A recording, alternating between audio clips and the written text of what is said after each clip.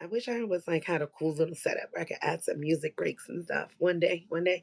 All right. So unlike safe spaces, right, which prioritize comfort, that is why it was so revolutionary when I heard. I was like, "What is this space? What do you mean?" She called it a brave safe space, and I was like, "Ooh, yummy! I'm intrigued." So, unlike safe spaces which prioritize comfort, brave spaces allow for discomfort, vulnerability, and honest conversations. These spaces are designed for accountability and growth. As an example, Girls Growing with Pam Iverson. But also, I said a community dialogue on race sets clear guidelines for open discussion, emphasizing that participants may feel discomfort, but that it's necessary for learning and progress. This happens in my online spaces all the time, be it threads, TikTok, Facebook, in the comment sections, going back and forth on TikTok.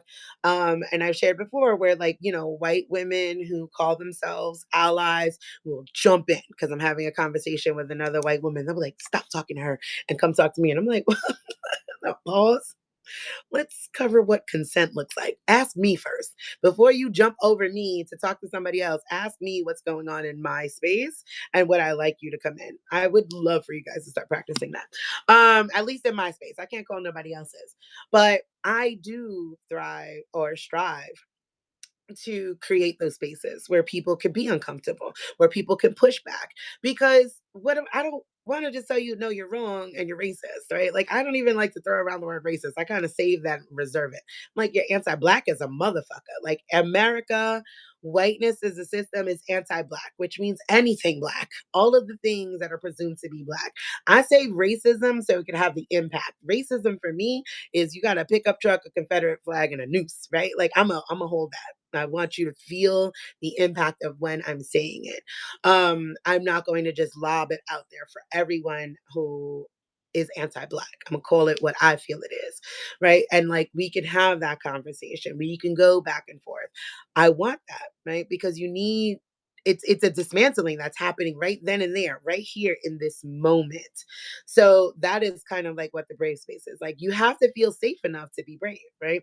The person has to feel like they could talk to you and they're not going to get booted. They're not going to get chastised. They're not going to get kicked out. That does not mean do not have boundaries.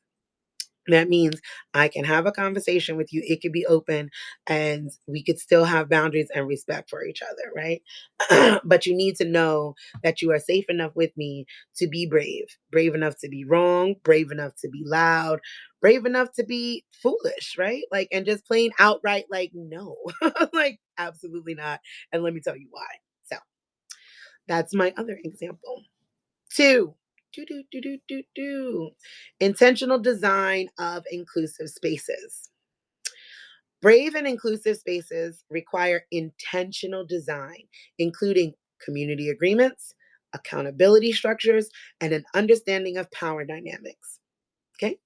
As an example, an organization sets up regular feedback sessions to ensure marginalized voices have ongoing opportunities to express concern and shape outcomes.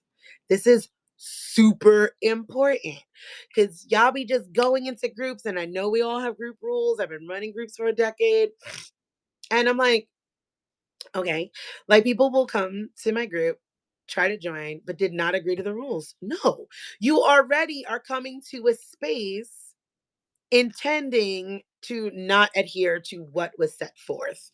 I That's an automatic denial because you're literally telling me you're not one willing to adhere to what this space is bringing. Therefore, you become unsafe immediately.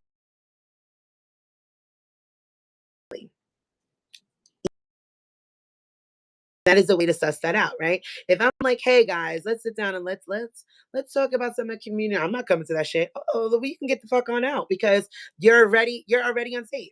You're not coming there being curious. You're not coming there with an intent to understand what these community agreements are. You're not even coming to participate. I want your voice on these community agreements. Can we agree that every single video is going to have captions in order to, be accessible to those who cannot hear the words that are coming out of my mouth?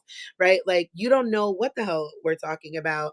And so you already have become unsafe, right? And that's quick way to shut somebody out and be like, I'm good on having you anywhere near me or in my space. This goes back to our conversation last week when we were talking about healthy and unhealthy conflict, right? If somebody is not safe for you to be in their physical space, you could pick up a call and be like, hey, I wanted to have this conversation with you. I wanted to get curious. I wanted to see, no, you're right, click. I'm not